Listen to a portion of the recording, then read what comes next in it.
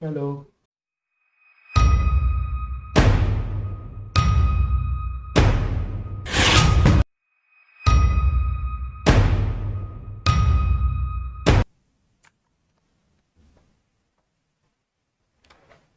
Good evening to all of you. Welcome to all in this 9th class live session. सभी को नमस्ते, सभी को राधे राधे।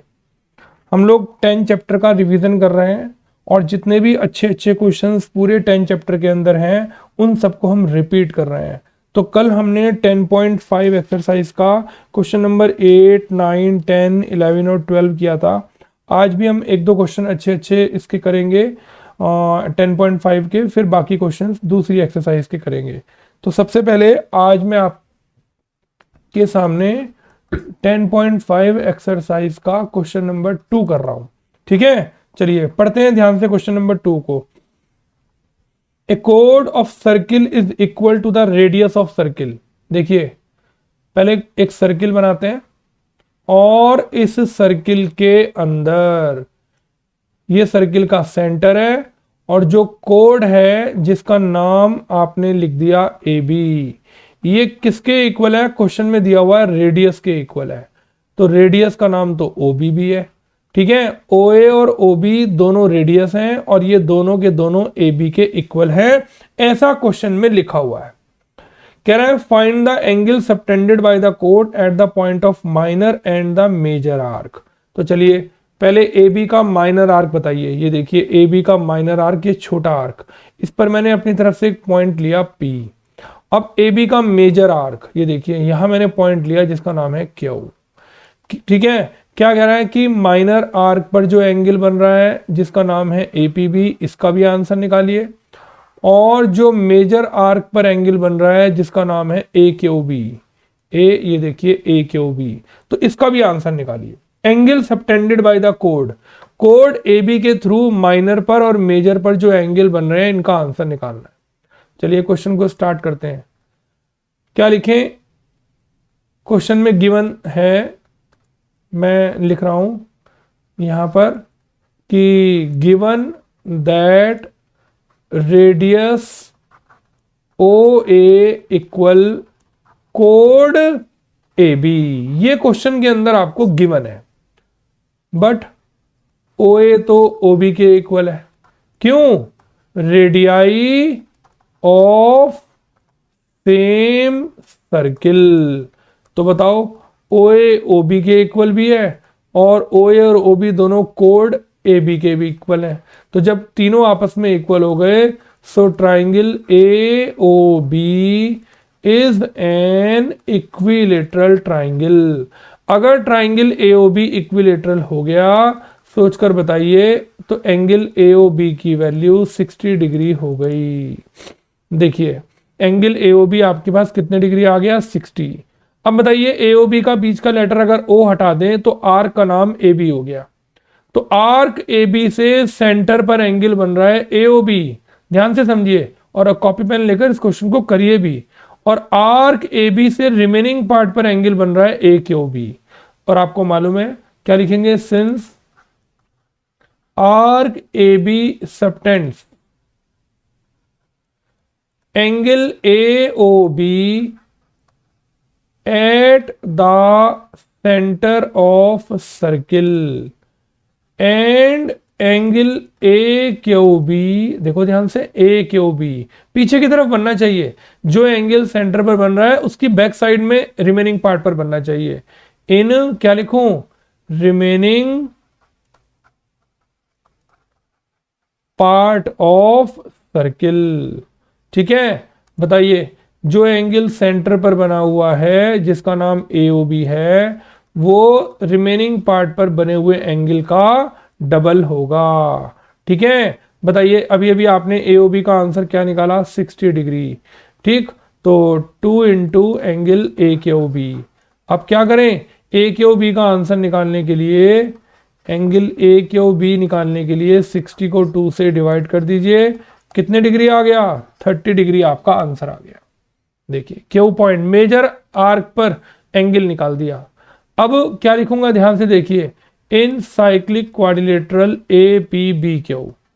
देखो कितनी बड़ी बात लिखी मैंने, साइक्लिक क्वाड्रिलेटरल जिसके चारों वर्टेक्स सर्किल के ऊपर हैं। A P B Q cyclic है, A P B O cyclic नहीं है, क्योंकि ओ सर्क्यूमफ्रेंस पर नहीं आ रहा है सर्किल की। ठीक है, तो जो सर्क्यूमफ्रेंस पर पॉइंट आता है उसी को कौन साइक्लिक पॉइंट्स बोलते हैं।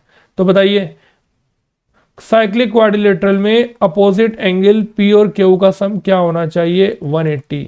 ब्रैकेट में क्या लिखूंगा, opposite angles of cyclic quadrilateral are supplementary. बताइए पी और क्यू में किसका आंसर अभी अभी आपने निकाला, क्यू का। तो angle P plus 30 equal 180 degree. इस 30 को उधर जाकर माइनस कर दीजिए, आपका आंसर आ गया 150 डिग्री।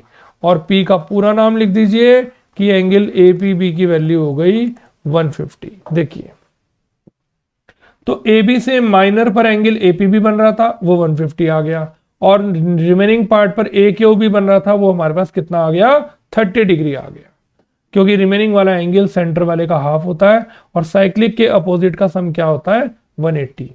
चलिए थर्ड क्वेश्चन करते हैं, ध्यान से समझिएगा, बड़ा इंपॉर्टेंट क्वेश्चन है, क्वेश्चन नंबर 3। हमारे कुछ एग्जाम्पल्स भी रह रहे हैं, वो हम लोग कल करेंगे, पहले आज हम लोग इंपॉर्टेंट क्वेश्चंस कर लेते हैं। तो चलिए क्वेश्चन नंबर 3 का मैं डायग्राम आपके सामने बना रहा हूं, ये देखिए, ये मैंने आपके सामने क्वेश्चन नंबर 3 का डायग्राम बनाया, ये सर्किल का सेंटर शो किया, ये मैंने एक कोड बनाया जिसका नाम क्वेश्चन में पी आर है, और ये दोनों को सेंटर से ज्वाइन कर दिया, और क्वेश्चन के अंदर आपको पीछे एक एंगल दे रखा है जिसका नाम है क्यू, और इसकी वैल्यू है 100 डिग्री।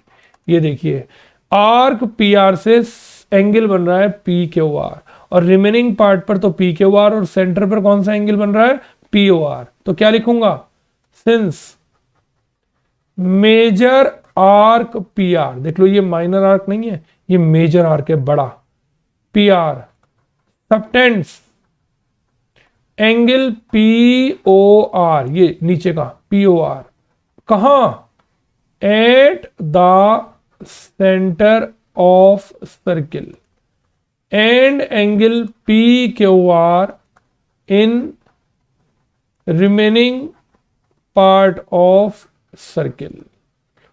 ध्यान से देखिए, ये major arc P R centre पर पी ओ आर बना रहा है और रिमेनिंग पार्ट पर पी क्यू आर बना रहा है। ठीक है, तो बताइए सेंटर वाला एंगल, तो एंगल पी ओ आर क्या होगा, डबल होगा एंगल पी क्यू आर का। इसका नंबर मैं 1 डाल देता हूं, right. So angle 1 equal twice of angle 100। तो बताइए एंगल 1 की वैल्यू क्या हो गई, 200। इसके पीछे वाले एंगल को मैं 2 मान लेता हूं। अब बताइए एंगल 1 और 2 का सम क्या होगा, 360 डिग्री। तो ब्रैकेट में क्या लिखूं, कंप्लीट एंगल। ये देखिए 1 और 2 को मिलाकर पूरा कंप्लीट एंगल बन रहा है, और अभी अभी आपने एंगल 1 का आंसर 200 निकाला, तो अगर मैं इस 200 को इधर आकर माइनस कर दूं तो एंगल 2 की वैल्यू 160 डिग्री आ गई। ठीक है, चलिए इसका नंबर 3 डालते हैं, इसका 4 डालते हैं, और इन दोनों पर इक्वल का निशान लगाते हैं। क्या लिखूं, in triangle P O R, O P equal O R, bracket में लिखिए radii of same circle, OP equal O R. बताइए जब किसी ट्रायंगल की 2 साइड्स इक्वल होती हैं तो उनके आमने सामने के एंगल भी इक्वल होते हैं। तो बताइए ओपी के सामने कौन सा एंगल बन गया, 4, और ओ आर के सामने कौन सा एंगल बन गया, 3। और मैंने ब्रैकेट में इसका स्टेटमेंट लिखा, angles opposite to equal side are equal. तो लेट एंगल 4 और 3 जो आपस में इक्वल आए हैं, थोड़ी देर के लिए मैंने इन्हें x मान लिया। अब angle 2 plus angle 3 plus angle 4, बताइए इस ट्राइंगल में तीनों एंगल का sum, angle sum property of triangle से क्या होगा, 180 डिग्री। एंगल 2 की वैल्यू आप क्या निकाल चुके हो, 160। 3 और 4 को आपने दोनों को x माना, ठीक है, ये हो गया 2x, और ये 160 इधर जाकर माइनस हो गया और डिवाइड करके 10 आ गया। तो x किसका आंसर था, 3 का भी और 4 का भी, दोनों का आंसर 10। अब बताइए 3 का असली नाम क्या था? Angle OPR।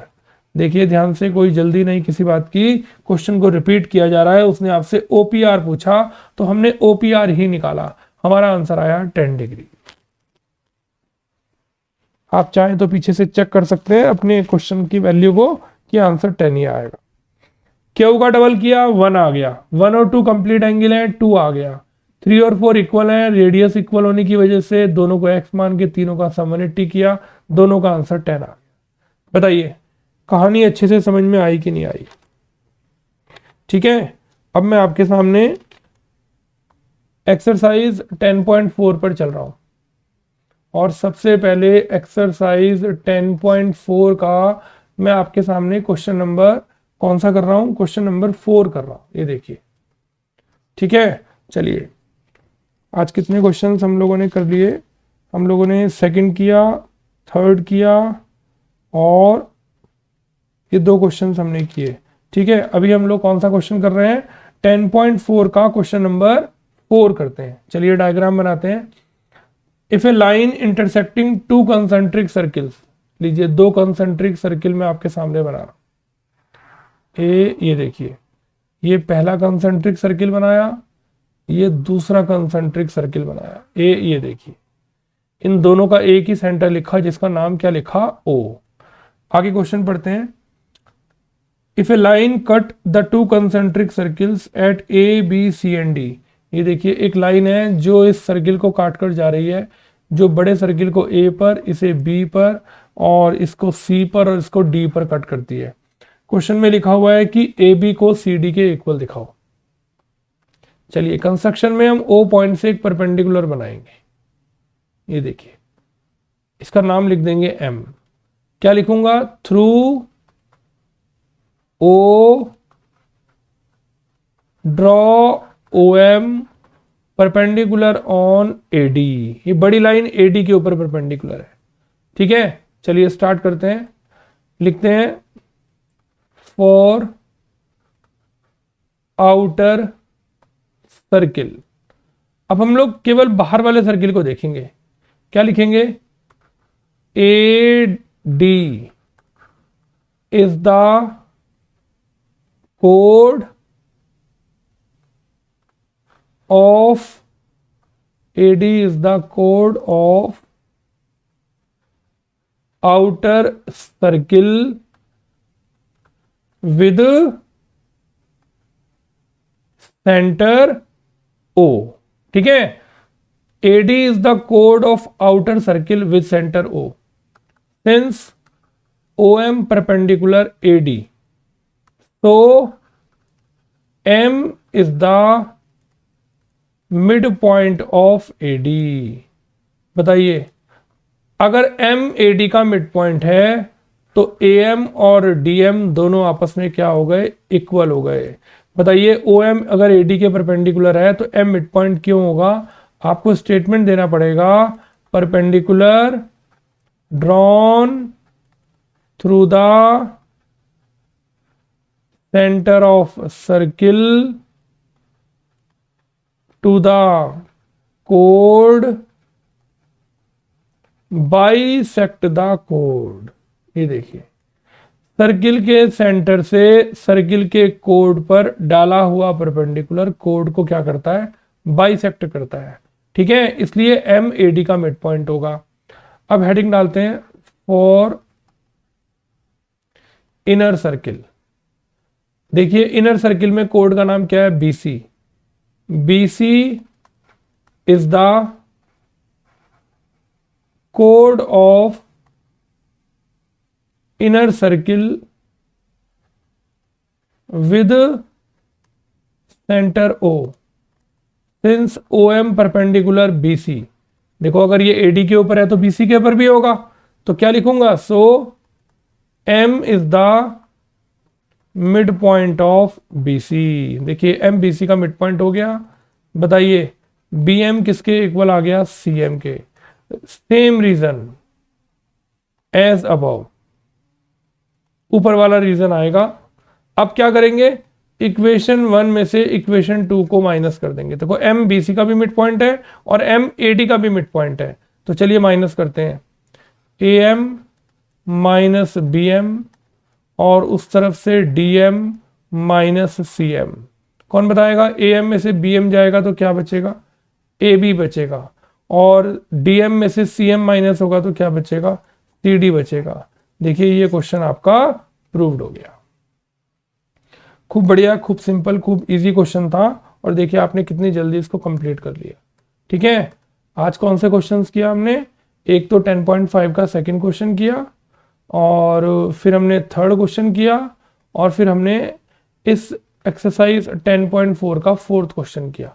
चलिए अब हम लोग 10.4 एक्सरसाइज का अब करने जा रहे हैं क्वेश्चन नंबर 1। ठीक है, इसके बाद फिर हम लोग कल आपको 10.4 के बचे हुए क्वेश्चंस कंप्लीट करा देंगे, जिससे ये 10.4 ही है जिसमें सारे बड़े क्वेश्चंस इंपॉर्टेंट है। तो चलिए पहला क्वेश्चन करते हैं, ध्यान से सुनिएगा। 2 सर्किल्स जिनके रेडियस 5 और 3 हैं एक दूसरे को 2 पॉइंट्स पे काटते हैं और दोनों सर्किल के सेंटर के बीच का डिस्टेंस 4 है। मैंने आपसे पहले भी कहा था कि इस क्वेश्चन को आप कंपास से बनाइएगा तो ये जल्दी समझ में आएगा। देखिए एक सर्किल ए जिसका सेंटर ए है और दूसरा सर्किल जिसका सेंटर बी है। ठीक है, इन दोनों सर्किल को अब जो हम बनाएंगे इनके बीच में डिस्टेंस 4 सेंटीमीटर का है। तो पहले ए पर कंपास रखते हैं और 5 सेंटीमीटर का रेडियस लेकर इस सर्किल को ड्रॉ करते हैं। कंपास कहां रखा? ए पर। ठीक है, अब कंपास को कहां रखेंगे? बी पर। और कितने का रेडियस लेंगे? 3 सेंटीमीटर का। 3 4 से कम होगा, और एक सर्किल बनाएंगे जो सर्किल बी सेंटर को मानकर बनाया गया, और रेडियस कितना लिया? 3। ये देखिए। ठीक है, अब मैं क्या करूंगा, जहां ये दोनों एक दूसरे को कट करते हैं उसका पॉइंट का नाम लिखूंगा पी क्यू। अब जब मैं पी क्यू को ज्वाइन करूंगा ना, तो ये इस छोटे सर्किल के सेंटर से पास होकर जाएगा। ये देखिए। ठीक, अब क्या करें? ज्वाइन कर दीजिए। ए को पी से भी ज्वाइन कर दीजिए और ए को क्यू से भी ज्वाइन कर दीजिए। ये देखिए, राइट। या इसको ज्वाइन करने की जरूरत नहीं है, इसको छोड़ दीजिए आप, ये ज्वाइन नहीं होगा। ये सर्किल पूरा कर देते हैं ए। ये देखिए। चलिए अब इसकी वैल्यू, बड़े सर्किल का रेडियस क्या है? 5। छोटे सर्किल का रेडियस कौन बताएगा? छोटे सर्किल का रेडियस कौन हुआ? छोटे सर्किल का रेडियस हुआ 3, और दोनों पॉइंट्स के बीच का डिस्टेंस क्या हुआ? 4। राइट। अब देखो मैं क्या लिख रहा हूं, इन ट्राइंगल एबीपी, बताइए एपी का स्क्वायर करके क्या आएगा? 5 का स्क्वायर करके 25 आएगा। अब जो बाकी की दो साइड बच गई, ए बी स्क्वायर और पी बी स्क्वायर, इन दोनों का स्क्वायर करके क्या आएगा? 4 स्क्वायर प्लस 3 स्क्वायर, 16 प्लस 9 कितना आया? 25। क्या लिखा मैंने बड़ा बड़ा? We get. जो आंसर सबसे बड़ी साइड का आया वही आंसर बाकी की बची हुई दो साइड के स्क्वायर का सम करके आया।